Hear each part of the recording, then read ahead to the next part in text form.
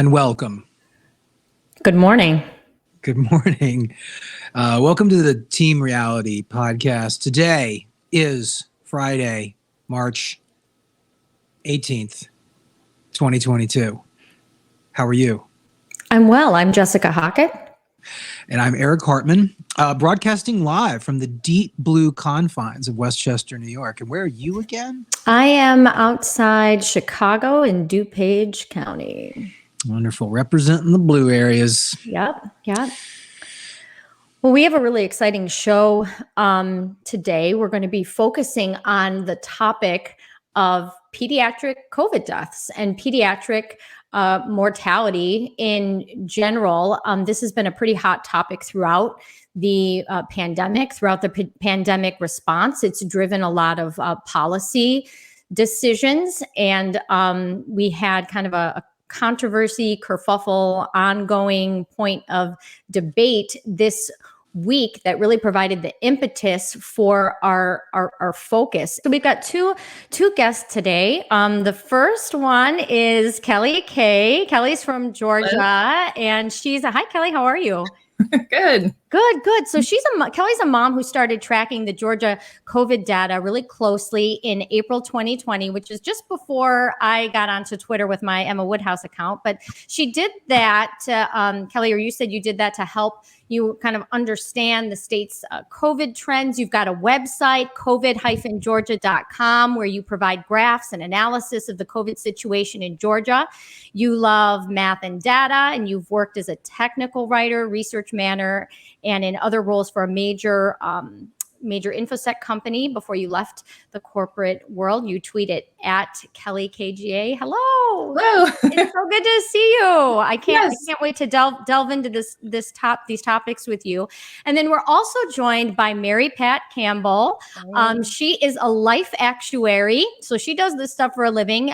She's thinking about death all the time. Right. In different ways. She loves slicing and dicing mortality trends by different dimensions like age and sex and cause of death and geography. We'll look at some of that today.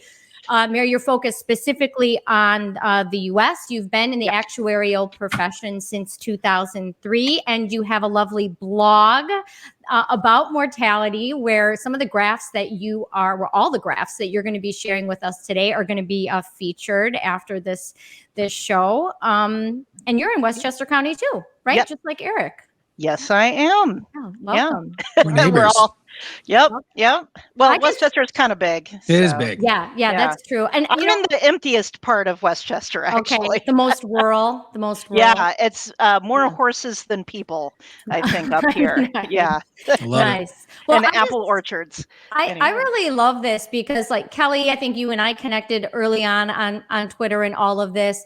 Mary, I think I found you a little bit later, but it's fascinating now that we're all meeting in this meeting of the minds to talk about this issue. Twitter. I mean, I know a lot of people have a lot of hate for Twitter, but I don't know. I find it is a good place to find like-minded people. Yeah, I've been on Twitter since 2008 or 2009. Oh, and wow. I found a lot of very interesting people there. So I think it's on you of the kind of people you interact with and find. I've found a lot of great people there. So yeah. Especially if you're issue focused and then you end up connecting with people who kind of have the same questions that you do or think the same way that you do about something. It can be a great place to find connections. So before the pandemic, it was municipal bonds, sumo wrestling, Art Nouveau architecture, and I mean, I find all sorts of stuff on there. I love your sumo tweets, by the way. I don't understand. Oh my gosh, the retired sumo wrestlers playing golf has got to be the funniest video I've ever seen. Anyway, that's hilarious. That's hilarious. Well, I want to start, Kelley. I want to start with you, and kind of I'm going to take us back and give people a little bit of back story of what led up to the kerfuffle with the Guardian this past week. Let me cue up here. I think it was last spring 2021, where around this issue of how many kids have died from COVID, we were seeing a lot of media coverage, a lot of articles, even by doctors who now I would consider, and even then maybe were more moderate and kind of starting to come out and speak up a little bit more. But we started seeing some articles that were using a pediatric death number that was different than the one that I think you and I had been following. You and I had been following the CDC's, I just call it CDC's provisional data. It's data through the National Center for Health Statistics. And that's the number that we had always used for how many kids had died from or with COVID. And so here's two articles I'm showing here, one by David Leonhardt, I think that's how you pronounce his last name, and then one by Lucy McBride.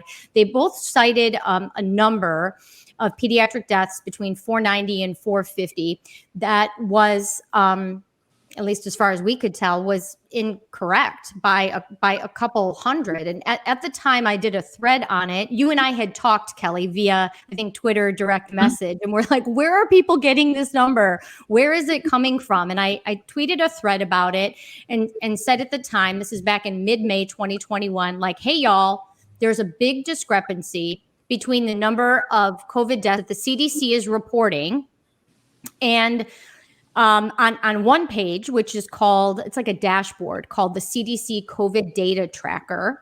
And this other page that Kelley, you and I always referred to and other people had referred to. And like this is not, even though these numbers are small for pediatric, this cannot possibly be chalked up to just lag. So what is going on here? Do you remember that, Kelley, when we talked about that and when you found that? Go ahead. Yep. Just super quick. I don't mean to interrupt. I just wanted to, something that we just forgot to mention at the jump was that the parents from the very beginning wanted to compare this to flu. Right. And I think that and everybody was like, oh, you can't compare this to flu. And everybody's like, all right, we know it's not the flu, but in terms of, what is more dangerous to children, very early on, we were looking at historical flu numbers. And again, we can talk certainly about, the messiness of flu numbers, but I just want to add a little bit of context to this because up to this point, we had been looking at these kinds of charts and we had been sort of A-Bing this against the historical, flu deaths, even like drowning deaths or lightning strikes or anything. So that's the context that I think a lot of parents were looking at this through. Yeah, you're absolutely right. Plus, like living with flu is something that we've done for a while, right? And tracking the number of pediatric flu deaths is not something that has ever been done by the media. I mean, every once in a while you might hear about a kid who died of flu, right? A kid with conditions and things like that. But it's not something that was at the top of people's consciousness. And flu was higher too. Like from the very beginning, absolutely. Right. Absolutely. So yeah, this issue at the time of like, wait a minute, where are they getting these numbers? Kelley said, okay, wait a minute. I think this is what's going on. The CDC has this COVID data tracker and they're saying this number, but this other CDC source says this number, and these can't really be reconciled. So Kelley, I recall that you reached out to the CDC at the time. They didn't get back to you. And I'm like, well, let me try. I'll reach out to them. So I exchanged a couple emails with them. And they said to me, hey, we're looking into this matter. We hope to have a resolution soon. For the time being, the NCHS number should be considered the more accurate of the two. Right. So I tweeted that out within that thread, although there was a correction actually at the time on the CDC tracker, but there was still a difference, 100 death difference or so. And this actually, what's really interesting to me, I went and looked the other night and I pulled up, like, at the time in early May-ish, what were the actual numbers now that we have the CDC Wonder data, which is like a finalized mortality database. At the time, insofar as underlying cause go, we really had only 224 of those deaths. 326 deaths where COVID was somewhere on the certificate. So it's interesting to contrast that with the 400 plus number that was being given by the tracker. And this issue, though, did not go away. This is me responding to another science journalist who was giving a number from the tracker. This is in August 2021. And I'm like, hey, hey, sister, like, it's not that number. What was she saying? It was 640. My thing is a little small there, like 640. I'm like, wait, no, it's actually half that number according to NCHS. And so this kept coming up over and over again.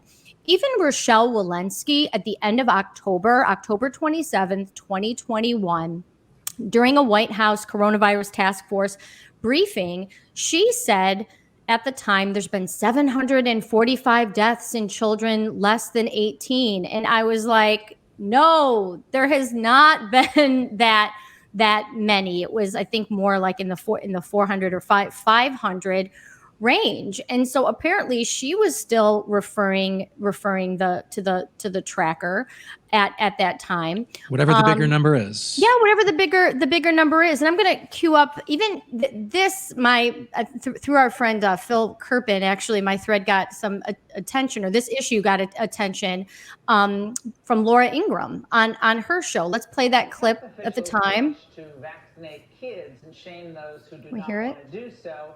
What about the actual numbers of child deaths? Statistician Emma Woodhouse, she took a look at under the hood of the CDC data and noticed something fishy. So while the CDC claims that there have been nearly 750 deaths among the 0 to 17 cohort, the National Center for Health Statistics shows just 558. Now, while every single one of these fatalities is tragic, of course, inflating the stats by 37%, why are they doing that? Could have major policy consequences. Here now is Phil. As health officials rush to vaccinate kids. Oh my goodness, I'm sorry. I did not mean to play that again. So fascinating, right? Like the issue even got coverage on Laura Ingram's show, for what that's worth. But still, the issue of the differences in two different numbers that the CDC was reporting persisted. That's another tweet from me saying like, oh, stop Rochelle Walensky, stop with this false statistic. She doesn't read my tweets, right? But it's infuriating. It's infuriating. At the time that she cited her number, I went back again in wonder and how many deaths were there. At the time, it was 483 for COVID, that listed COVID as an underlying cause for ages 0 to 17.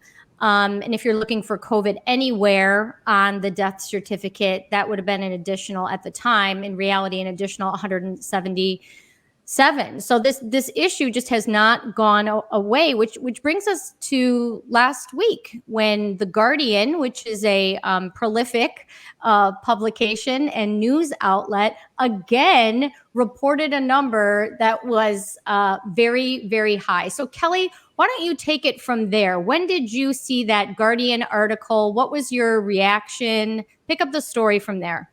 So I actually kind of had heard before the Guardian article came out, the same statistic, the one third of child deaths have been in 2022, from a Washington Post op-ed by Julia Raifman and Ellie.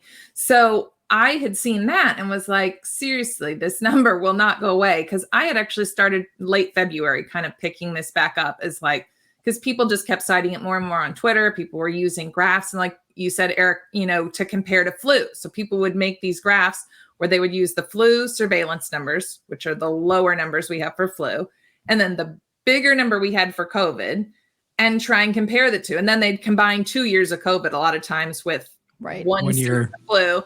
Yep. And they would see how completely out of whack these are. And I was like, it's impossible to have a conversation about this when people are using wildly different numbers. Like at the time when I kind of brought this up in February, it was like 800 versus 1300. And I'm like, that's a huge difference. That does kind of, especially when you're trying, somebody was like, well, it's still a small number. And I was like, well, when you're trying to compare it to something like flu, that's a huge difference. And so it makes it very hard to think about, your kid's risk versus other similar type of risks. And yeah, it was starting more and more play on, like I said, Twitter and graphs I kept seeing floating around. And then when it showed up in the Washington Post, I was like, really, that was kind of like pushed it for me. So let's see if I can pull this up. Do I know how to do this? Let's see. Okay, there we go. Sorry about that. Where did the Washington Post part go? All right, that's at the very end here. Sorry, I'm not as organized here. No, you're good. You're good. Okay. So yeah, this is the Washington Post. The CDC's new mask guidance, says we'll be too slow. And because this was by Julia, who's kind of mask obsessed. So she said, 1,500 child deaths with more than 500 of them since January 1st. And I was like, this is that darn data tracker again. And so that's when I kind of started even more being frustrated and trying to plead for someone to look into this. And then a few days later came out, 1/3 of all US child COVID deaths occurred during the Omicron surge. With, of course, the main source, Julia. And, all about mask mandates. Children are facing risks as mask mandates are dropping. And, and this article got shared a lot. And that's when I think it was kind of just conveniently that at the same time, a journalist had reached out to me that I had actually DM'd a while back and saying, please, someone help me bring light to this. Right. And they're like, oh, I just saw your DM. Talk to me about this. And we started talking. So they were like, well, I'll send some messages to the CDC. And at the same time, I had someone else that had messaged the editor at the Washington Post about the other story. And it was kind of, we all were like, let's just get this out to as many people we can of who can start talking to the CDC. Because I had emailed them again in February. And of course they ignored that yet again. Yeah, me too. I had poked them a few times too. Hey, any resolution to this? But I emailed them twice recently because I emailed them once about a different issue and I heard back really quickly. And they said, we're sending this to the right department. And a few days later, they updated the data and fixed it. So I was like, they're for sure ignoring the one question they don't want to answer. The other one that was just, more simple, they got taken care of. Yep. I think there was just kind of the culmination, it just started appearing everywhere as this 1/3 was, we kind of hit that number. It was everybody was like, oh man, that's a great tagline here. That's very clickbaity. So yeah, the Guardian article got shared widely all over Twitter. People were talking about it. And yeah, at the same time, it was in the Washington Post and it's, it was being used again, just in graphs and numbers everywhere. And but super quick, there was this vibe from, sort of the COVIDian, Twitterati that they wanted this to happen in a weird way. You know what I mean? It was right. It was almost a disappointment in the fact that there hadn't been mass kid deaths up until now. And then when they see something like this, where it's the Omicron surge, which we all knew sort of came through, everybody got it. It was generally more mild. We went through this, a very similar discussion argument about data with the hospitalizations, right? Omicron is way more contagious. It's way more mild, but you dope that out, you're going to get more infection numbers. And so when this landed and was shared so much, there was this, aha, we told you so. Yeah. Baked into this article. I don't think it's a surprise that, Julie is the one that kind of started pushing this everywhere. I mean, her name's attached to a lot of this, where the statistic is because she was the one that kept posting the hospitalization numbers. I mean, see, there's this huge rise in hospitalizations in kids. Just certain that meant we were going to see this enormous spike in pediatric mortality. Which there has been an increase, from Omicron, but it's certainly, not the out of control numbers that the data trackers started putting out. They put out, so right about the time as all this was breaking, Melody had updated her. So this was maybe a week ago, Friday the 11th, this came out. And then about a week later, almost a week later, I guess, she posted and she was like, there's been 188 more deaths since my last article. And I was like, okay, that's insane. Outrageous. That's verifiably just nonsensical. There's no way those numbers. The actuary is laughing. I just want to point that out. The actuary is laughing. There is a reason I've been muting myself this entire time. I have been laughing very loudly. Okay. So I'm going back on mute. Excuse me. Okay. So yeah, I mean, when the 1/3 was, I mean, and the numbers in it or whatever were big and strange enough. But then I was like, okay, 188 in less than a week. I was like, and we're how far past the peak of death reporting, nationally? So that was one of the things when I replied, I was like, you do realize this literally doesn't even make sense. Deaths peaked in the US February 2nd. So why in the middle of March would we be having exponential growth of pediatric mortality? I mean, it just defies logic. And somebody tried to argue with me. They were like, well, those are adults. You can't compare. I was like, do we think anything dramatically different is happening?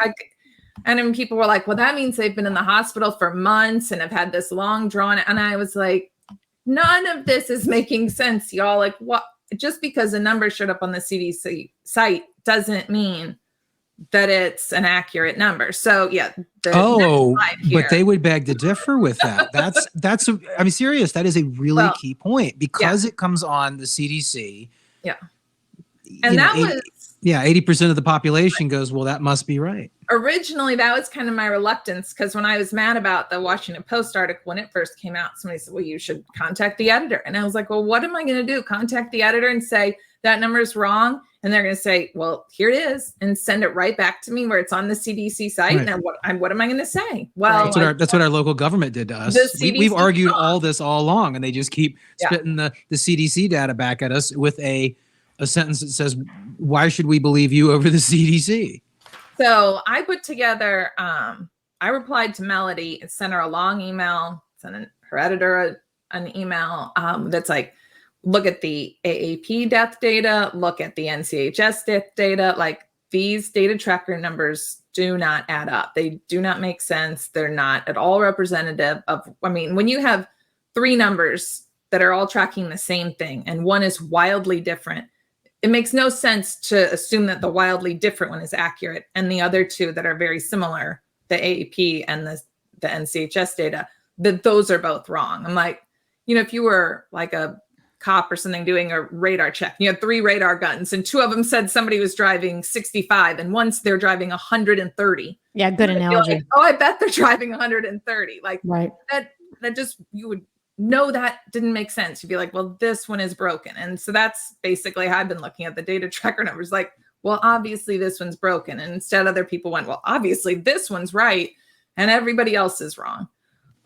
So not if you're in favor of an anti-speeding campaign. Seriously.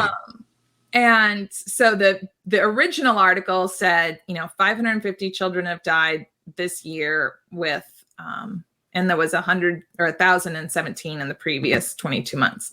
So now this is the revision, much longer.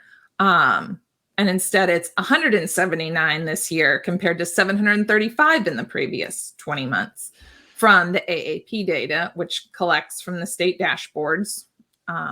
It's not perfect because they're missing a few states, but a lot of the states that they do have are including 18 and 19-year-olds. So I feel like it pretty much balances out, which is why then it's similar, like they said here as well, to the provisional data from the NCHS or whatever, which is, closer to 15 or 20% in 2022 instead of the 33%. Mm-hmm. And then this is their little revision. It just says, originally this was headlined 1/3 of all deaths, citing a coding error, the CDC corrected it.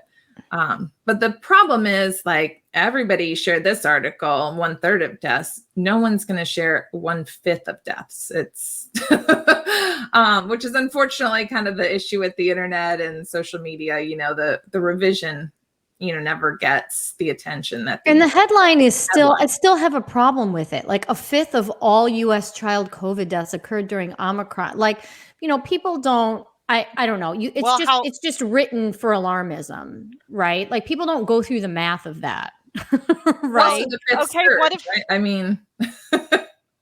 Okay, yeah. What if the total of all COVID deaths were just 5 COVID deaths, and there was just 1 COVID death during the surge? That's exactly that right. would work.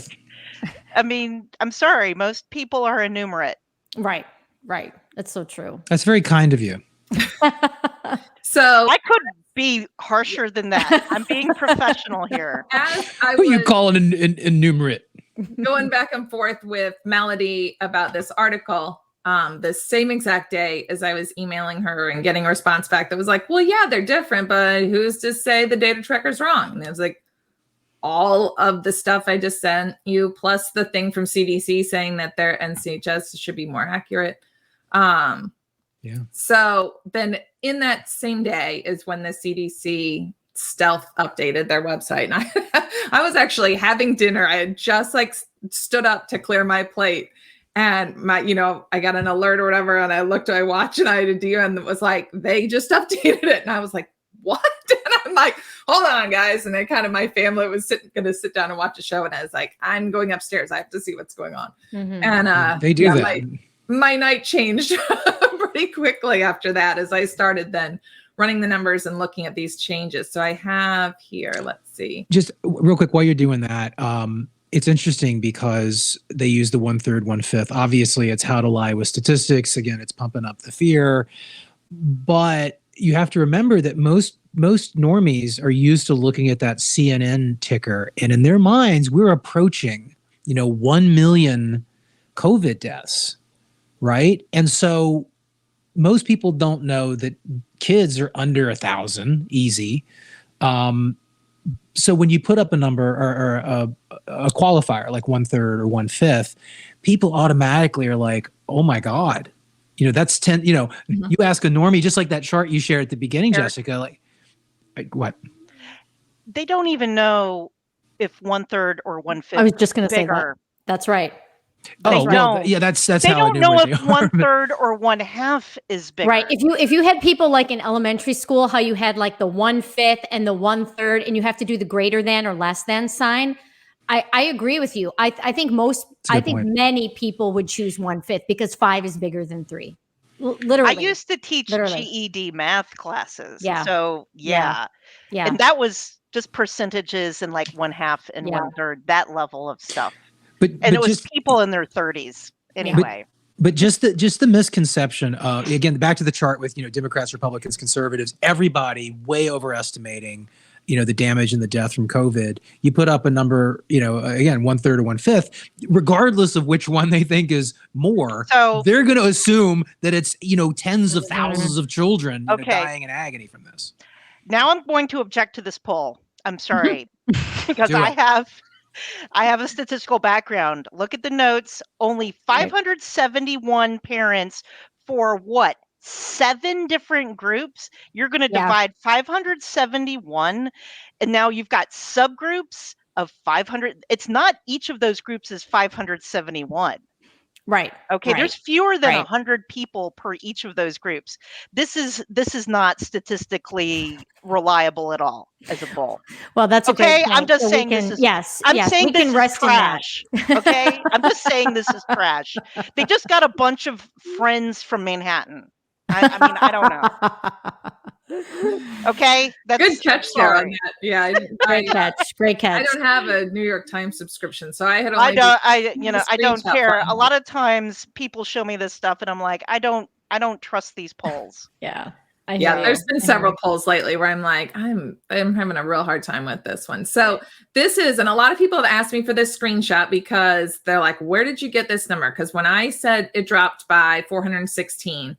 A lot of people are like, no, it wasn't that much. And it was 416. And overall, it was 72,000 deaths that they removed. And people are like, where did they come from? When did they come from? I'm like, it was a math error. They didn't actually, these aren't people that died that they brought back to life or that they figured out didn't die of COVID or whatever. Like, these are the fact that I am almost certain, counted the same person multiple times, 2 times, 3 times, who knows how many times. Yeah. See, my assumption, given that they updated this, we're calling into question their motivations. I think it's just incompetence. Right. In dealing with SQL queries or something like that. That's what I think it is. Somebody, and so a lot of people are like, oh, these were coded wrong. And I was like, not that kind of code. This is programming code. Like, it's database, it's database query stuff. And I've taught that before, people doing joins wrong or, someone not knowing how to do intersections. Right. And so that's what I've been trying to explain. It's like, it's not that this is 72,000 people who died that we called COVID, but really isn't, or anything like that. Mm-mm. This is literally just a math problem that somebody got wrong.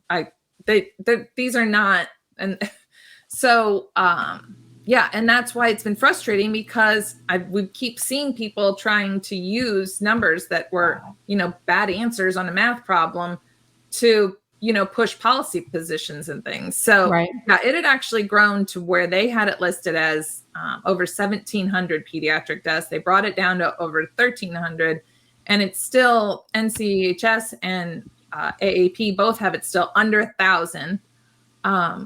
So we pay money for this, by the way. Yeah. Right. It's some federal employee who. And one of the things that's bothered me from this whole time is people are like, well, the data tracker doesn't lag like the other CDC data does. That's the CDC's position, is that the NCHS, because they go by death certificates versus the data tracker is a surveillance system, so it gets things quicker. So the NCHS data is a couple weeks lagged. And I understand that there is a lag when you have to get the death certificate processed and et cetera. But there's also a fact that the data tracker is incomplete, both before and after the update. The total number of deaths listed by the data tracker is way less than NCHS. It's way less than the big number on CNN. So it's hard for me to believe and understand, oh, well, it's just, pediatric deaths here are more accurate because it's not lagged. But then how do you explain the fact that it's missing, tens of thousands of deaths in seniors? Like, where did those come from? It's missing 22,000 deaths that are in NCHS in people 85 and older. But yet, and if you look, these numbers, this is the correction column or whatever. Sorry. This is the difference. Yeah, it's missing 40,000 deaths of 85-year-olds, but it's over by 400 deaths for pediatrics. Every single other age group, it undercounts. And for children, every single age group, it overcounts. You know what that might be a product of? I think it's not whoever's writing the code for this, they're not treating suppressed values correctly. That could be part of it. I know at one point, I think it was Allie Krug, she noted that the tracker was maybe including Guam and Puerto Rico and other U.S. territories, but NCHS does not. So I think it's errors like that I agree, Mary, are incompetence. But when the CDC director can't use the correct number, okay, now we got issues, right? And when they can't correct it after a year, that's a problem. Yeah. That's a problem. I agree. I think it's incompetence. I think but partly like what I tell, and I mean, I have a middle school daughter, like when she does her math homework and she gets an answer, I tell her to look at it and say, like, does this answer make sense? Like if you're adding two big numbers and you get a small number, like,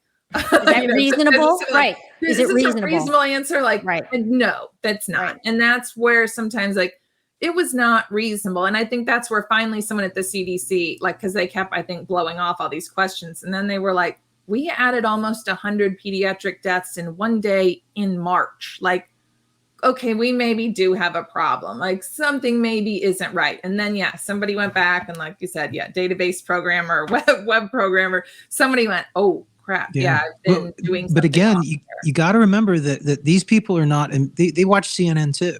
Right. You know what I mean? Even the people that work at the CDC, they look at this stuff. It's high.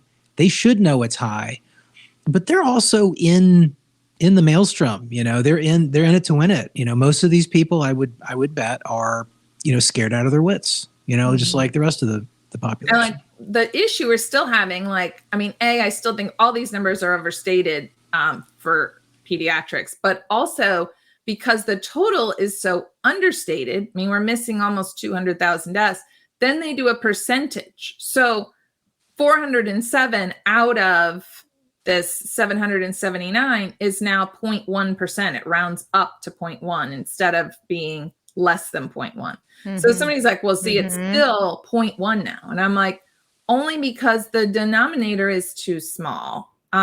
and the numerator is too big. Like, so you're now doing math that's with two bad numbers. Like, so it's not working. It doesn't have the value. And I think the value of this, like, I wish they would probably combine all the pediatrics together here, because it's just not accurate enough to have these numbers different. Well, do you know why they're in those groupings? I know why they're in those groupings, because those are the groupings that the vaccine was introduced to. Exactly. That's why it was 16 to 17 year olds, and it was 12 to 15. Then it was that's why. Exactly. And it didn't used to be. They broke this out further. It used to be more combined, but we just don't have the data that accurate. But I mean, the idea of this is just to show, you know, the percentages, I think. I mean, this page is for demographics. It's not for exact raw numbers. It's supposed to be giving you an idea of, yes, you know, most of the deaths are in older people, but people are using these raw numbers and treating them like, you know, they're perfect. But I noticed in one of the things, I pull up a different thing. I thought of this and added it later. Oh, is that working? How do I pull up a different? Sorry. Got it. Maybe go back. Oh, I don't know. How do I? You know what? Because you're on your computer, you're not advancing the slides. I was trying to close this file and open a different one. I'm sorry. I see. Ignore me here. That's okay. I don't want to remove it from the stream, do I? Okay. Maybe I'll figure this out. Sorry. You're good. It's okay. We're not live. Okay. It'll get edited out. Drop all this out for me. Yeah. Okay, seriously. Yeah. Okay. I guess I was trying to make this too complicated. Okay. So here is some additional, just to show, I mean, people are like, so is it fixed now?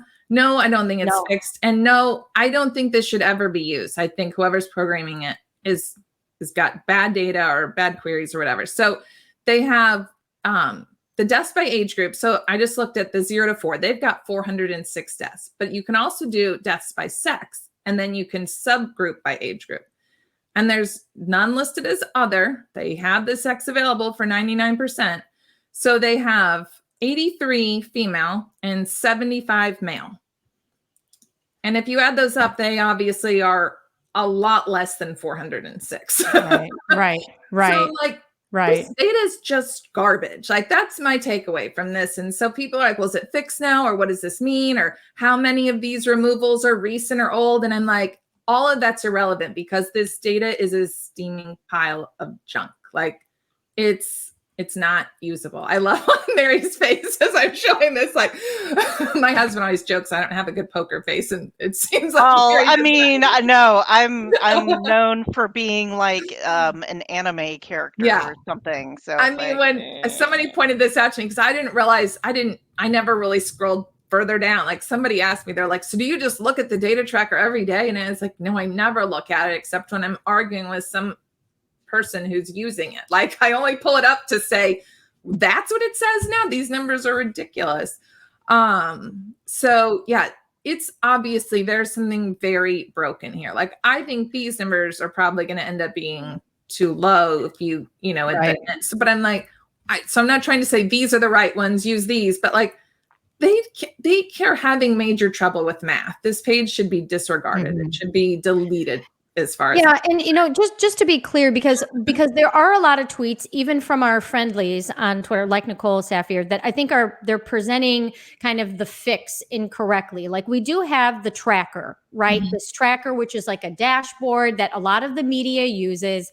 I think we just need to defund that. Like, I just think but the CDC actually does have another page, which is always the page that is that coming up now? Can you see it on the screen? I'm trying to share the screen. I'm trying to see.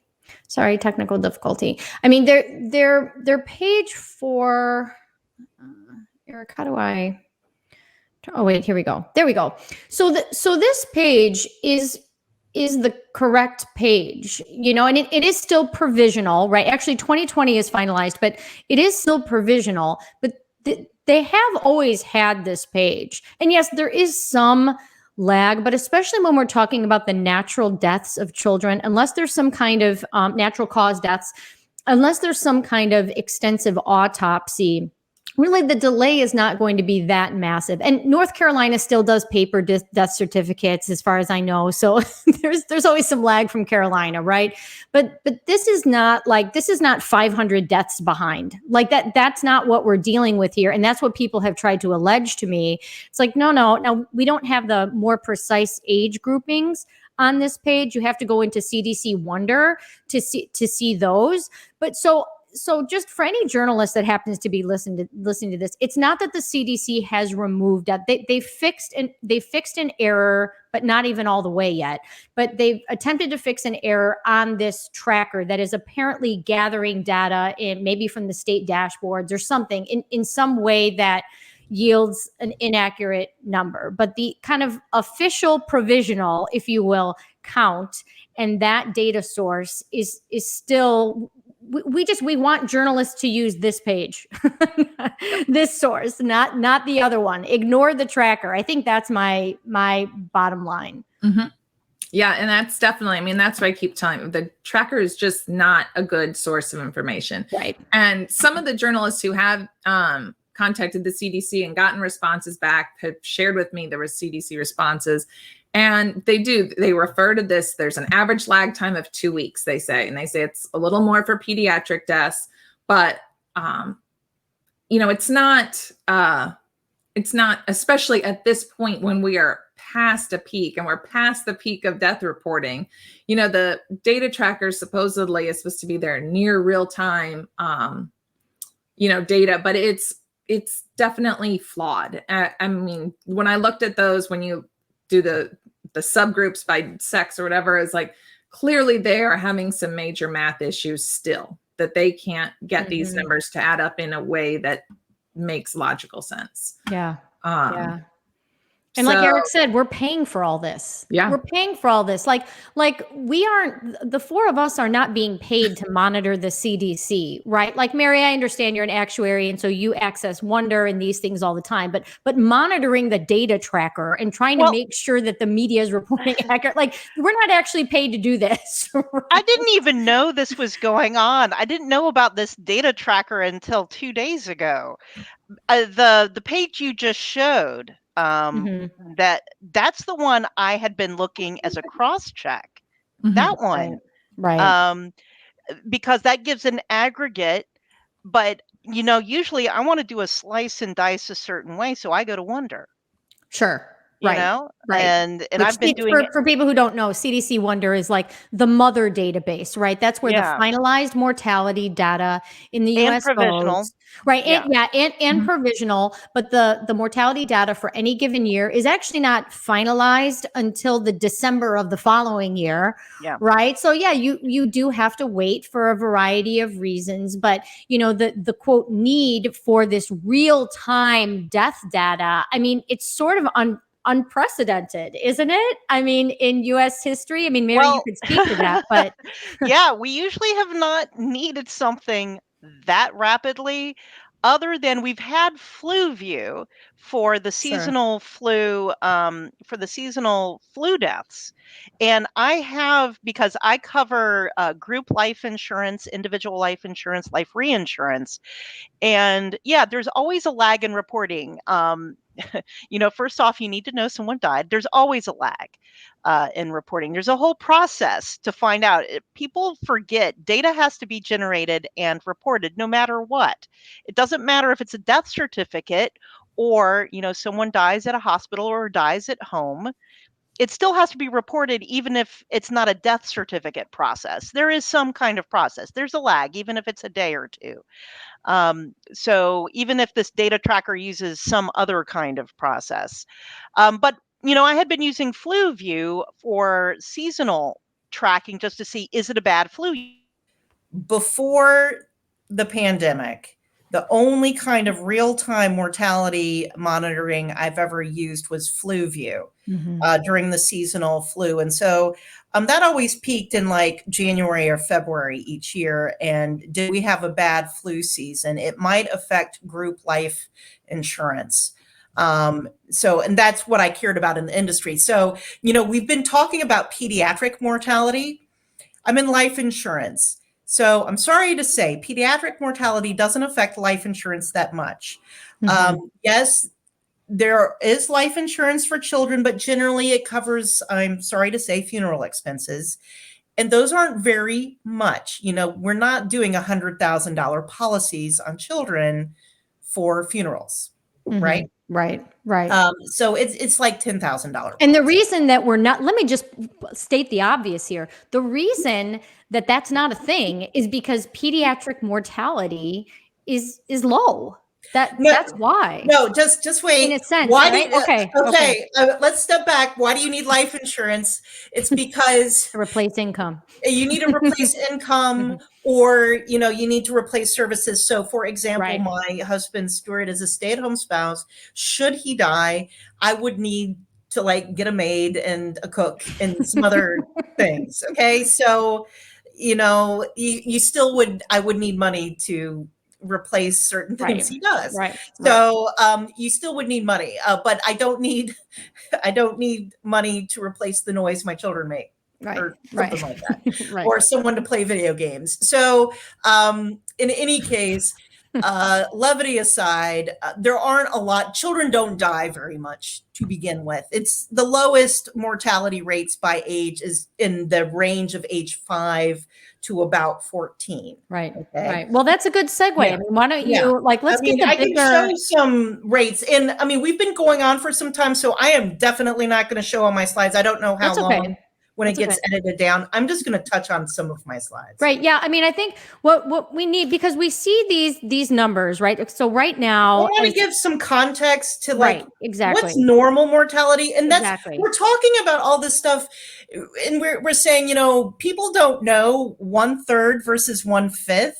How people have been talking about, oh, you only have 1% chance to die. And I'm sitting here do you know what mortality rates are? 1% is actually pretty high. Do you know what age at which your mortality rate is 1%? That's pretty old. Okay. So most people don't know. And I'm not going to tell you this time. It's I want to get invited back.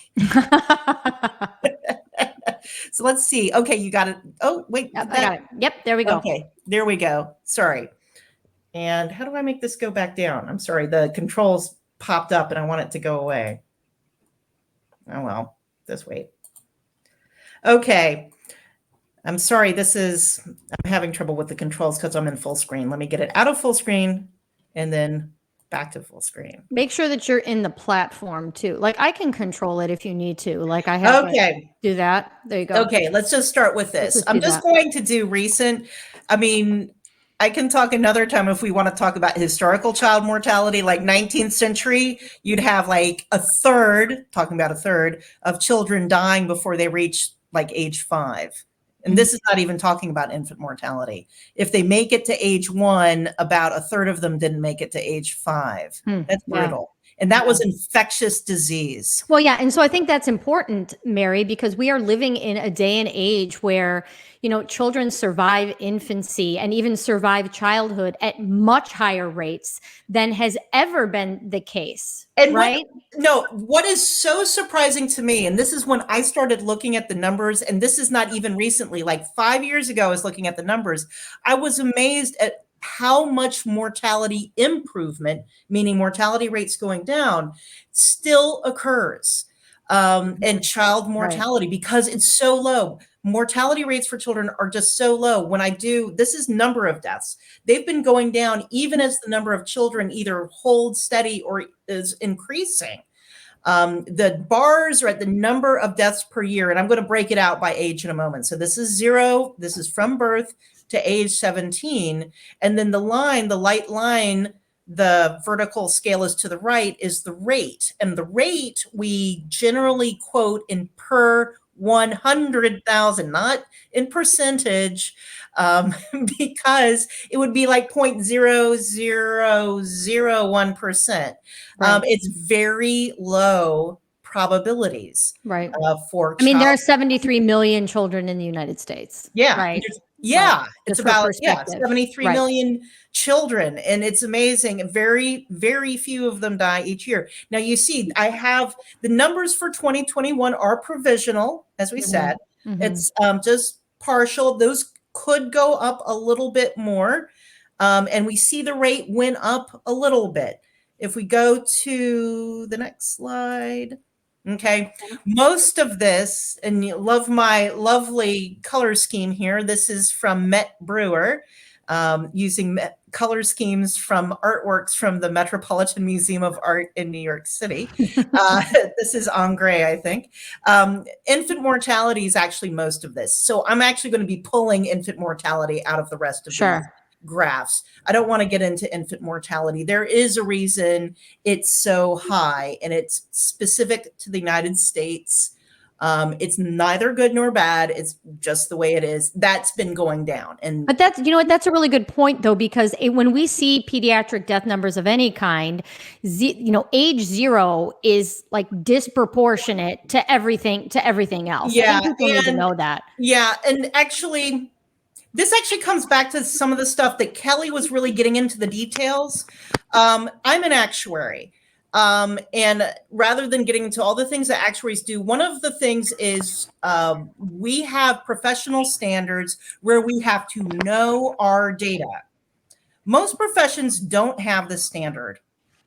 We expect our data to be dirty, and we have to clean it. Okay? And we can get in trouble, as in we can lose our credentials if we don't do the kinds of checks Kelley was doing with that dashboard. If we took that data without doing the basic checks that she's been doing, I mean, I didn't even know about those problems, but like, it's not just that we can get fired. We could lose our credentials. Now I'm exaggerating. Most people wouldn't. But we could get publicly reprimanded, which would happen. We could say, you need to do some continuing professional education. You could definitely get public embarrassment, because we have public discipline when people screw up. And a lot of times it has been data problems. I love public discipline for the CDC. Can we hear more about that maybe in the future? That would be nice. And actually, the professional actuarial organizations have gotten involved with regards to government actuaries. It happened with Medicare once. That could be another time. Yeah. Anyway, let's go to mortality. So I got rid of the infant mortality. Let's just do it. And then I did it in the groupings that we normally do, which is like 1 to 4, 5 to 9. So like before school, early grades of school, 10 to 14, and then teenage years, ages 15 to 17.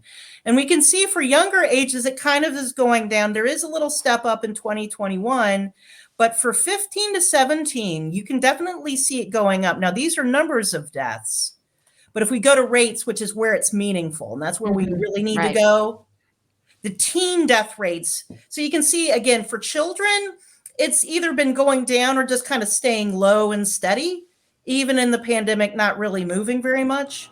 But for teen death rates, even before the pandemic, we saw a little bit going up, and then it really jumped up in 2020 and 2021. What's going on with the teen rates? What's driving that? Not COVID. It's not COVID. Spoiler. And I'm smiling. It's not fun stuff. And I'm sorry. Yeah. Nothing is fun. I'm sorry. Nothing is fun that's driving death rates, but it's not just COVID. And this is what I've been talking about. Everyone's talking COVID. And what I've been yelling about the last several months is there are so many really bad things that have been hitting young adults and teens that could persist, even if COVID were to go completely away, might persist past COVID. And some of it was a bad trend before COVID. And I don't think it's being taken care of. No, right. And COVID is just eating up all the oxygen. So here's a different one. So this is for each age group. Now, these are different groupings of ages. I'm sorry. This is so I can get all the ages in, and it's a reasonable number of categories. It's using the 10-year age groups from the CDC, and I'm highlighting what are called the external causes of death: accidents, suicide, homicide, and COVID. So this is for 2020 in the US. So COVID I have in black. Then I have accidents in this kind of light purple, suicide in a darker purple, and then we got this homicide. There's some other ones. It's all to the right, but I'm not really labeling it to highlight them so much. So accidental causes of death are huge at younger ages, but I'm not breaking out in this graph what those causes of accidents are. There's a lot of stuff that goes in accidental causes of death. Right. So give us some examples. So like drowning, right? Yeah. So for like age 1 to 4, 5 to 14, it's stuff like being a passenger in a car that's in a car accident. Drowning in a pool. Drowning is big for little kids, or in a tub. Sorry. Sure.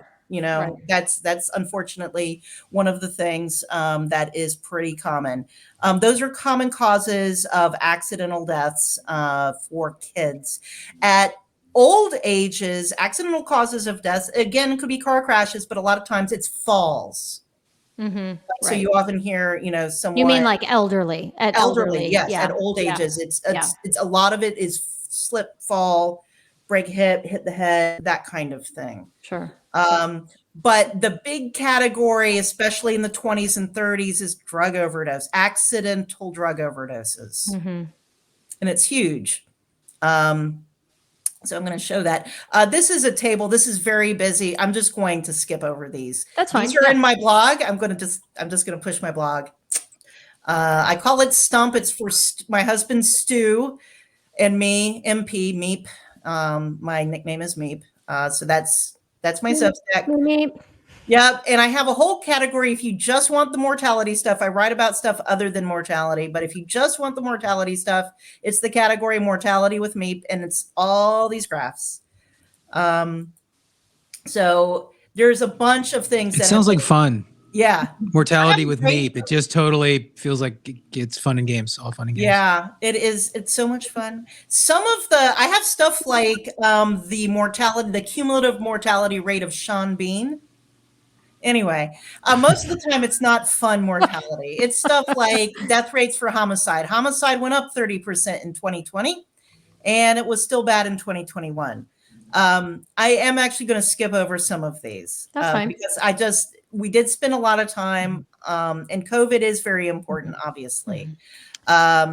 But homicide, I mean, this has gotten at least some coverage in the news. I mean, and I live in the Chicago area, so homicide's kind of always a thing here, sadly. But this has gotten some attention that homicide has gone up. We have some people denying that pandemic response policies have anything to do with this. I beg to differ. That's, a topic for another time. But homicide went up and largely affects the younger groups. Right? Yeah. And so I'm not showing all of the graphs that I have set up. For the overall population, like 1%, even, 2019 and 2020, 1% of all the deaths were homicides. So that's not very many, right? But for that 15 to 19-year-old group, in 2020, over 20% of the deaths for 15 to 19-year-olds were homicides. Okay, wow. So this is coming from CDC data from Wonder. Sorry, not from any tracker or anything like that. It's not, and to be clear, all of my data are coming from the death certificates. It's not coming from like the Department of Justice or anything like that. Right. Just FYI. But it is mainly, and I'm not breaking it out by, again, it's in my blog. It is mainly young men killing each other. And these rates, of course, are for the person who dies, not the person who did it. Death certificates they don't care who did it. They just care who died. Right. That's homicide. We also, and I have data, and this is why I'm sticking to mostly 2020. We've been talking about, some of the 2021 data and provisional databases. You'll see I have it by quarter. So this is in the 3-month groupings. We don't have cause of death data that is very good for all causes of death through the end of 2021, because some of these causes of death, such as like drug overdoses, suicide, and homicide, there's very sensitive causes of death. You do get a death certificate put into the system, but they'll kind of provisionally put in a code that says we're still investigating it. And it's kind of censored, as it were, for 6 months. So I only had it through the first half of 2021, so to the end of June 2021. But even so, you see the numbers before that Omicron wave, you're seeing homicides going up for those younger ages. And it went up for some of the older ages too. So just to clarify, like, you know, when we talk about lag, right, in lag and processing deaths, there's much greater lag for external causes of death. And maybe sometimes for natural causes when they have to investigate precisely what happens. But I think it's fair to say that the lag is really, you know, if somebody's killed, if somebody kills them, you know, externally, right? There's an external like force. You have to think of the intent. Right. So you have to figure out intent. Like, so I'm going to be getting to drug overdoses in a moment, because sometimes you have to wonder, did somebody else poison them deliberately? Was it an accident, or was someone intending to kill themselves? So was it suicide? Right. And that takes time. Right. Okay. Right. And there's like a whole process, and people don't think about this goes back to know your data. What's the process? How is this? How do you figure out? And medical examiners, so I have some idea. I don't know. I'm not a medical examiner myself, but I kind of know some of the process, you know, and I know some of the data that's on the death certificate. And this is like when they do contributing causes of death, you know, the multiple cause of death database. I generally don't use this. This is all underlying cause of death that I'm looking at. When I look at drug overdose, COVID, and that kind of thing, I'm not looking at the contributing causes of death when you have multiple causes of death on there. This is just the one and only one cause of death that I'm looking at. Gotcha. You know, there's a whole, it takes time. And people don't think when they think of data, they think, oh, it's some kind of thing generated by a computer. Like there's an algorithm, as opposed to there is human judgment involved all along. And that's true with the COVID, determining whether it's a COVID death or not. Right. Right. So there is increase in some age groups in 2020 that are also pediatric, right? Or that are covered in the 0 to 17 range. Yeah. But the increases are homicide, or they're not COVID. We know that it's homicide. They're not right? COVID. And what else? What else contributes to that? Yeah. Motor vehicle accidents were big. And interesting. For motor vehicle accidents, this one was really interesting because most of this was a really interesting pattern. Most motor vehicle accident deaths are single vehicle accidents. And and then obviously it's the driver who dies. And it's usually speed or alcohol or, you know, a drug that's involved. So there's a U shape. So the dark blue is 2019. Okay. And there's a U-shaped kind of to the death curve. So young drivers and really old drivers tend to have the worst death rates. Interesting. Except in 2020. So what happened in 2020? So you can see for children, so for babies up till 14 years old or so they're not drivers, they're passengers, have very low rates of death for motor vehicle accidents. And so this has to do with car safety. In general, under age 10, it went down because fewer people drove. Fewer kids were going to school. Right. They had fewer chances to get into an accident. Okay. 10 to 14, it went up a little bit. I'm not quite sure about why. Okay.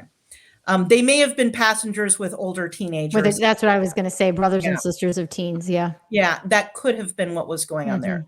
Well, they weren't at school. Let's look at they weren't at school. Yeah. Yeah. Let's look at the over age 65. The death rate went down for all of those age groups over age 65. Driving a lot less. They were driving less. They were locked down. Right. Yep. They were stuck in the nursing home. They were stuck wherever. I mean, for definitely for the 85 plus, they probably shouldn't be driving in the first place. But a lot of them do kill themselves driving when they shouldn't be driving because they don't really have the wherewithal cognitively. It's not just the physical reaction time. It's the, confusion and some other stuff. And that's often how they kill themselves driving. Well, and Mary, you brought up a really good point to me when we were talking before this segment, that in an interesting way that older drivers sort of act as a brake on traffic. They're kind of a buffer. Yeah. And so what happens? Interesting. Yeah, I'm not showing it in this, but in some of my blog posts, or I'm sorry, in some of my videos in my YouTube channel, I went to the National Highway Transportation Safety Administration reports. They have some highways where they do the percentiles of speed. The top speeds didn't change much, but the bottom speeds definitely, like the 20th percentile speeds totally went up because the slowpokes weren't on the highways anymore. That's fascinating. And so what happens is there were basically a lot of kind of faster, it wasn't, the highways were going faster and there were, less density. Yeah, as well, a lot less people commuting as well. I know less people out the highways commuting around here. Yeah, so we're seeing this 20 to 44. They were, delivering people's food and stuff like that. Sure.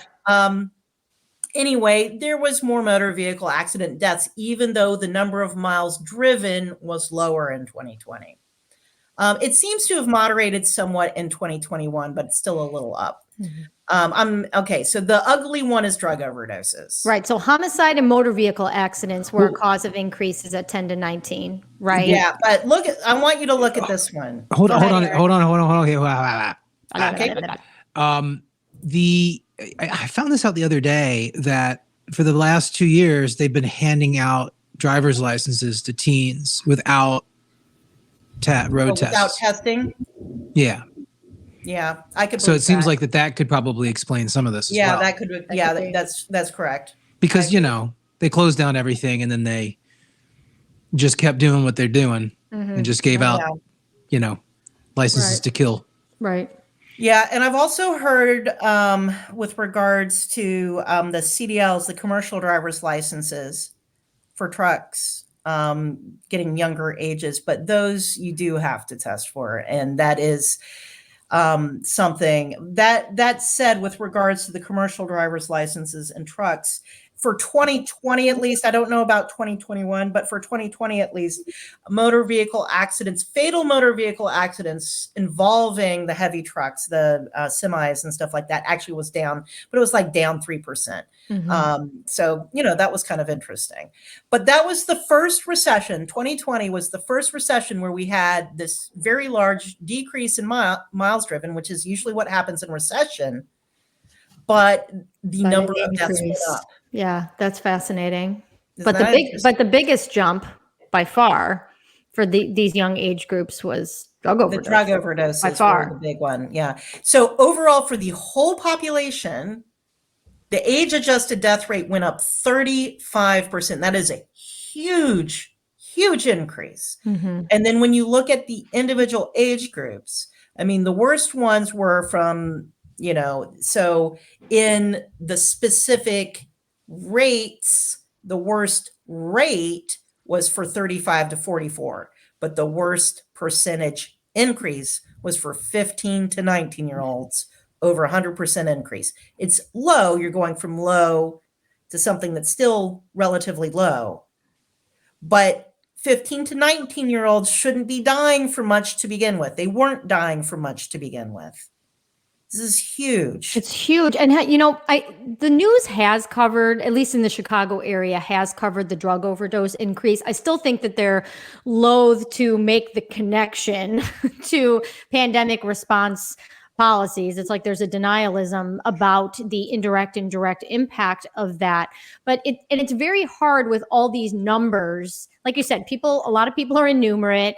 And it's very hard to get traction on how big an increase this is because the raw number isn't that big, right? Well, and so that I don't know how to overcome that innumeracy and get people like, no, it's not COVID deaths with kids or young people. It's these external causes, some of which are, preventable, to some extent. Right. Well, I think now that COVID deaths, sorry to use this, are dying away, but now that COVID, we're not having as many, we're having that spring, summer lull. And we're going to be waiting to see if we get that fall comeback or the late summer comeback that comes to the South, like Texas, Florida again. Is it going to be a seasonal cycle? And maybe it will, just like we have a seasonal cycle with flu. Maybe that'll happen with COVID. But while we have a respite from COVID in the US, I don't think we're going to have a respite from the drug overdoses. Right.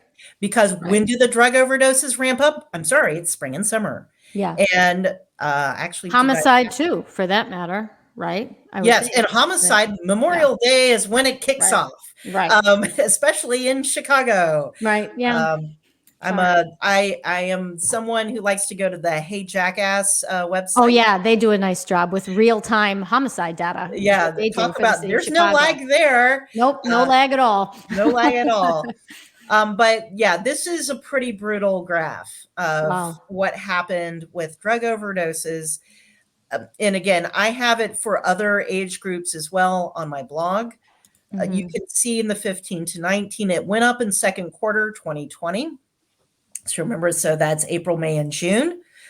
So we have spring 2020, and oh my gosh, 20 to 24-year-olds. And it's not just the 20 to 24-year-old group where we had this huge jump. And look, I'm starting the vertical axis at 0. This is not me foreshortening the vertical axis to emphasize that jump from first to second quarter. And it's not just the 20 to 24-year-olds, the 25 to 29-year-olds or to 34-year-olds, and the next age group up. They all had jumps. Right. There are a variety of, there's a variety of theories of why. Everyone was locked down. You didn't have anything else to do, and then a bunch of stimulus money coming your way. What did you have the money to spend on? Right, Kelley. What were you going to say? I interacted with somebody. She said earlier on, this was like late 2020. She said, I'm in a Facebook group of moms of addicts. It's been a bloodbath since March. Lack of rehab openings. Some kicked out for a positive COVID test. Sober groups. Yeah. Isolation. And then you send them $1,200 checks. She said, if a new direct payments passed, she was like, expect another huge strike. Yeah. They closed the churches. Close the churches, right? Exactly. They closed they closed all the places to get help. Yeah. They left you alone, and then they sent you money. Well, most people didn't know that churches are where a lot of AA meetings and NA meetings take place. Mm-hmm. Very, very important. Alcohol sales exploded, Right.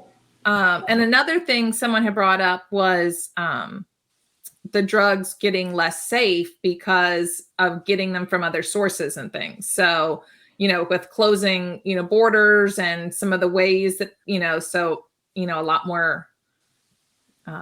There's more lethality, right? More lethal drugs. Yeah. Almost all of the overdose deaths are coming from fentanyl because the difference between the killing dose and the effective dose is very small.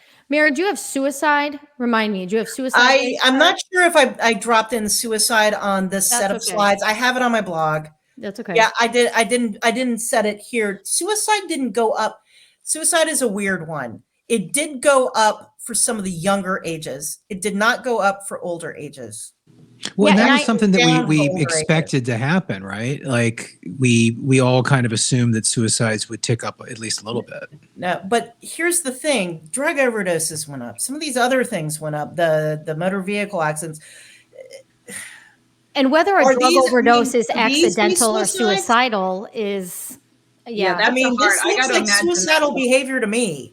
Yeah, that's the thing. Yeah, you could argue. You could argue maybe, well, I don't know. This is complete speculation, but I'm labeling it as such that, with investigations or autopsy or medical examiner investigations for suicide, were those down? I just wonder, due to mitigations, due to a lot of things. And not everybody leaves a suicide note, right? So like determining intent is a little messy, right? I would think so. With the jump in drug overdoses, it's hard for me to imagine that all of that was accidental. Was there some missed suicide? That would account for the lack of bigger rise in suicide for younger people. But there was a slight rise for younger people, right? And it didn't go down. And I don't have it. I don't have it. That's here. okay. I would have to come back to to you on that. Yeah. And I'm, looking at the 2021 numbers as well. But that one is for intent, that one is difficult. Right. Right. And I would rather just not talk about that one right now. No, that's okay. And so, I mean, I think the bottom line too is that these increases, we didn't see increases for the youngest kids for all-cause mortality. For the teens, the increase that you see in rate and raw number is attributable to external causes of death that I don't think it's a bridge too far to say were aided and abetted by our pandemic response policies. And I know it's complex, and historians and actuaries and other experts are going to debate that from years to come, for years to come. But one more graph I'd like to show. My graphs do not look like Mary Pat Campbell's graphs. Okay, people, like, I'm Google sheeting it. Like, I mean, just bear with me here. I know there have been a lot of flu versus COVID comparisons. For me, I actually find those a lot less meaningful than looking overall at deaths due to any disease of the respiratory system. And I know this is getting a little complicated, but COVID deaths in the classification system that the NCHS uses for the different kinds of deaths, COVID right now has its own code, its own special purpose code. So SARS-CoV-2, we've been told, is a respiratory virus. But COVID deaths are not coded. They're not sitting in the respiratory disease chapter right now. They may be in the future. We don't know. But in this view, what I'm trying to show is, look, here's the absolute number each year of death, underlying cause, diseases of the respiratory system. Those are in blue.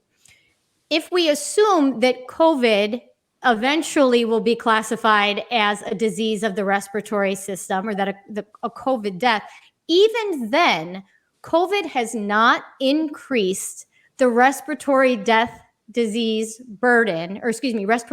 death burden among kids. For me, this is the bottom line. And it implies pretty strongly that a lot of kids, statistically speaking, now I'm not talking about individual cases, statistically speaking, maybe would have died anyway of other causes instigated by other respiratory pathogens. So why the CDC does not use its own data to trumpet this fact far and wide, I will never understand it. I'll never understand it, and I don't want to discern motive, but it's hard. If I can see this, if citizens can access this, why can't Rochelle Walensky?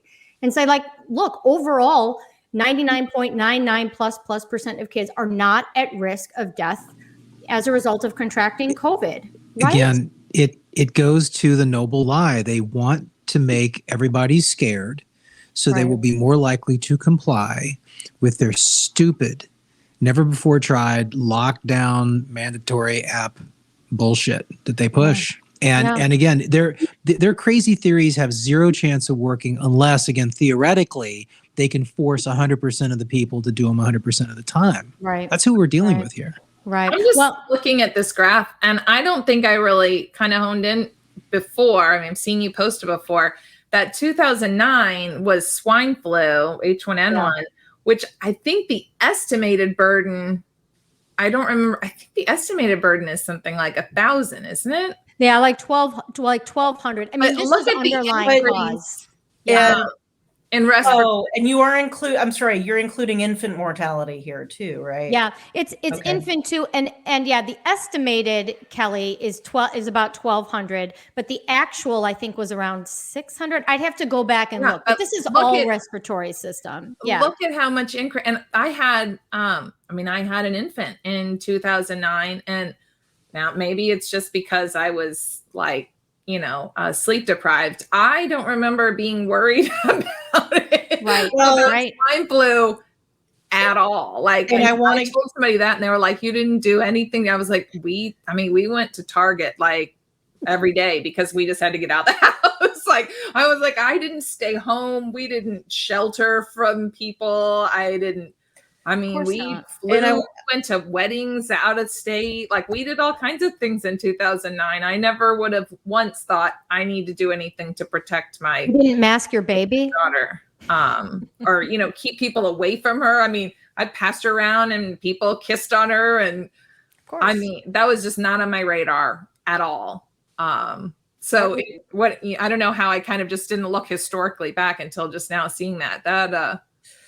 Well, I think the unfortunate thing is, some journalists like that woman from The Guardian would look at this, or some panic pushers, and be like, it would have been worse, right? So you make an unfalsifiable claim and you say, well, yeah, that's because we closed schools, or that's because we were having kids wear masks, right?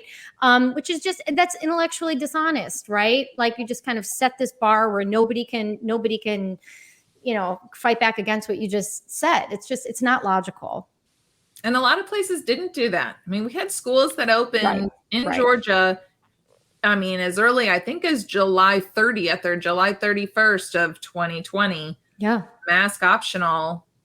Yeah, there was a district, I think, in East Texas, like a whole district that opened up, no mask, no nothing, or people could mask if they want to, and they were fine. We didn't hear about. And they're all dead. I mean, right, and they're all dead. Right here in Metro Atlanta. I mean, I thought we all died of net neutrality. The next county over from me is Cherokee County. I'm in Cobb County, Georgia, but Cherokee County is just north of us.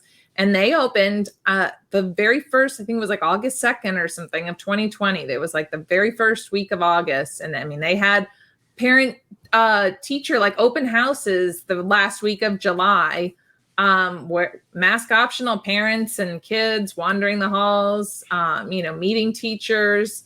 And they have been open and normal.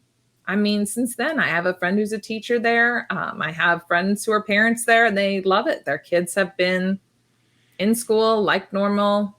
We had masks at my daughter's school, but we didn't do much of anything else. They didn't do really much distancing, and they had lunch in the classroom instead of in the cafeteria. I mean, there was some limited mitigation. But you didn't do the virtual and hybrid BS. We did only virtual just that spring of 2020.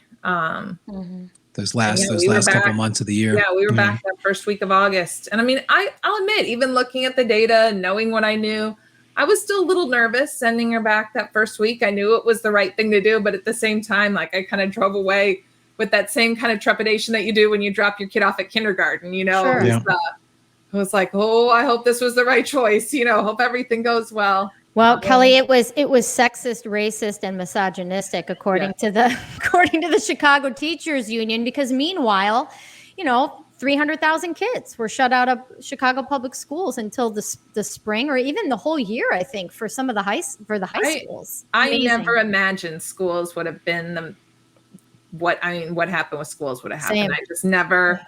I mean, I thought when we first closed, I was like, spring break is coming up, so they'll just probably close until spring break, and then we'll come back pick back up or whatever. And we already had a setup for virtual school. We had actually done virtual for a couple of days in February because everyone was out with the flu or strep or something where they all had high normal stuff off and were lined up outside the nurse's office. So we actually already had practice doing virtual school. So I was like, yeah, no big deal. It's just like, last month when we did this for a few days.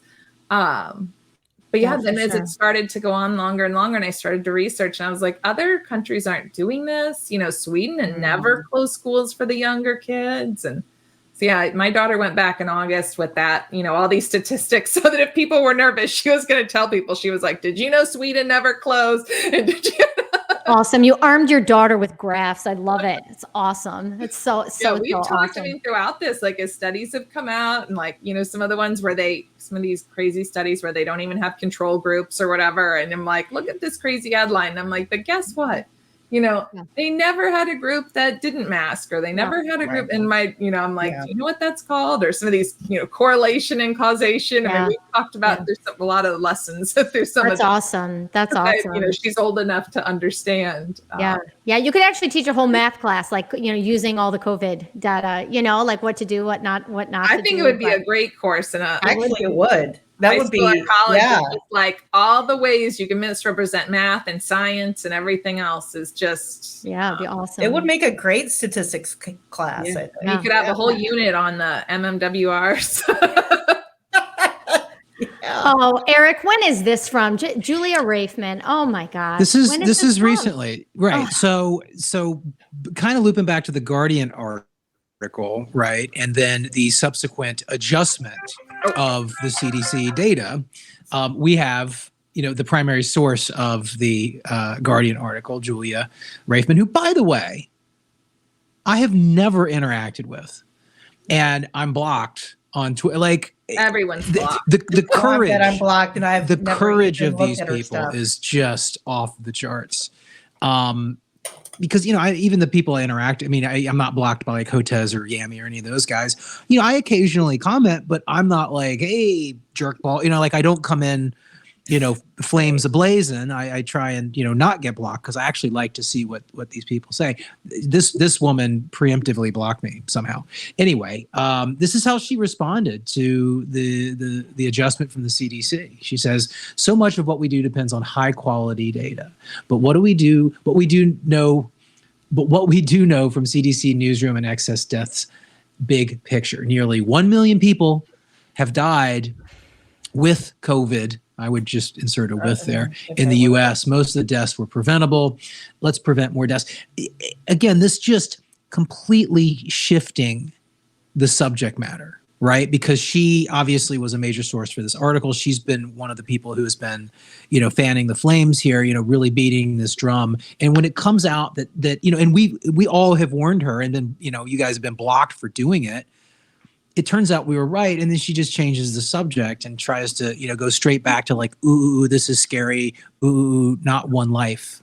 Right. And I think, Mary, you and I were talking about this at one point as we start to wrap up here. I think that what she says in here, the most of the deaths were preventable.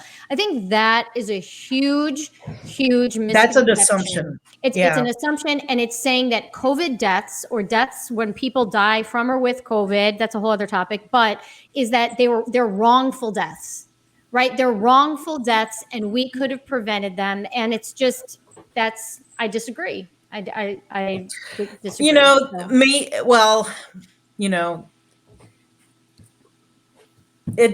It's one of the arguments I get into. Some people take different ones and say, these people were going to die anyway. Well, we're all going to die anyway. It's a matter of when, right? Right. So when we actually look by age group, we look at, where are the most of the COVID deaths? Mostly old people.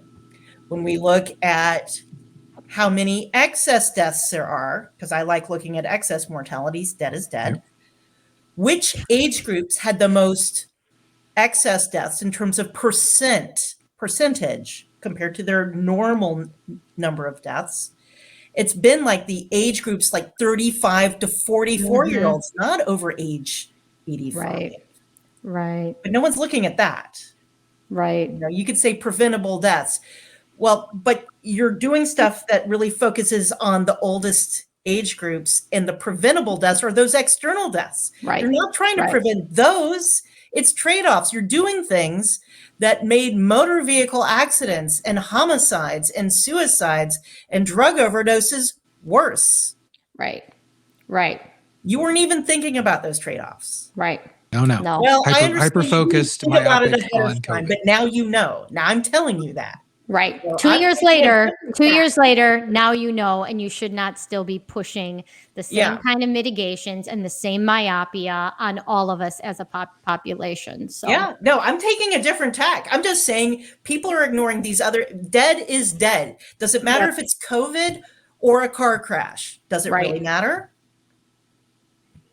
Dead is dead. You're a grandma killer, Mary Pat.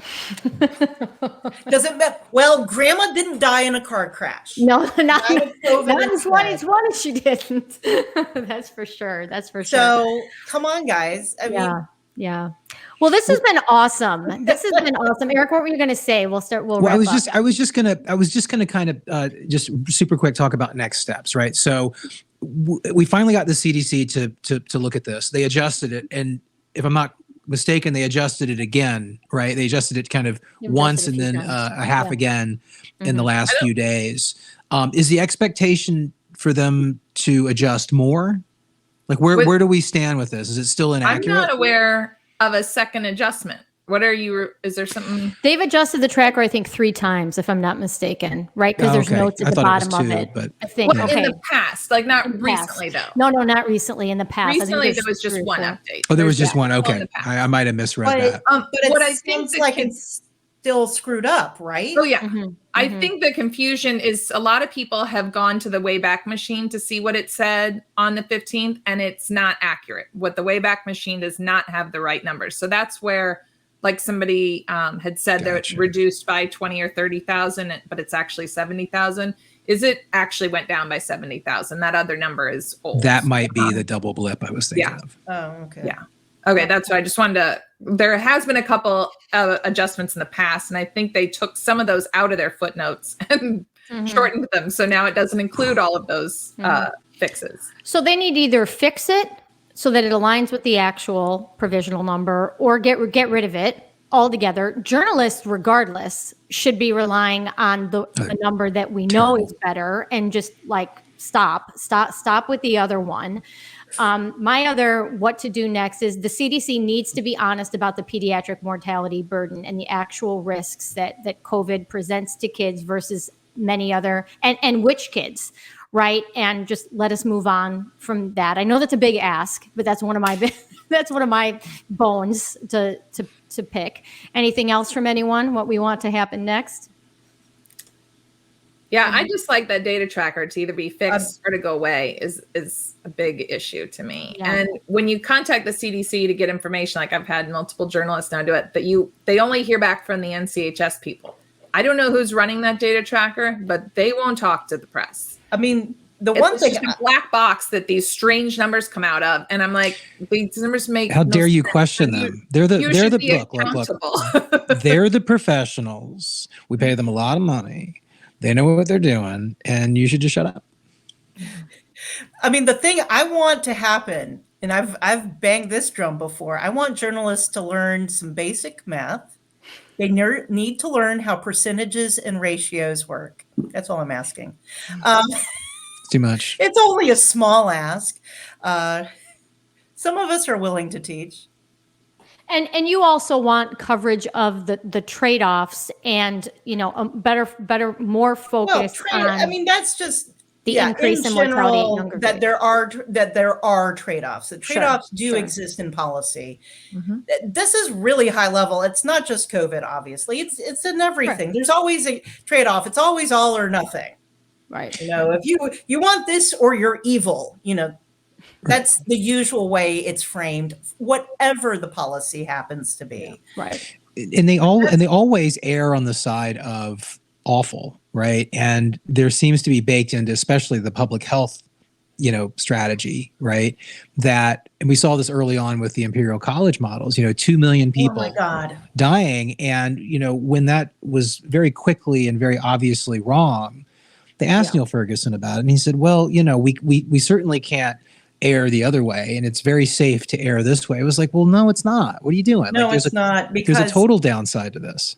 Mm-hmm. Well, I mean, the really big ass is, could people stop lying? But that's human nature. There you go. That's our takeaway. Stop lying. Yeah, please stop lying. Please stop lying. Okay, it's Lent. I'm Catholic. Repent. What did you say? Repent? Repent and sin no more. Yes, Thank exactly. you. Exactly. Thank you. I like that. I like that a lot. Sorry. Well, we've had a great bringing a little religious content here. No, that's good. That's good. I'm down with that. Well, we've had a great time. Ladies, thank you so much for joining us. Love to have you both back for other topics, related topics. If you want to talk death or sumo. You're my gal. Oh, definitely. You're my gal. That's it. Okay. That's it. All right. Well, thanks for joining us, and have a great weekend, everybody. Okay. See y'all. Take care. Bye. Bye-bye. Bye-bye.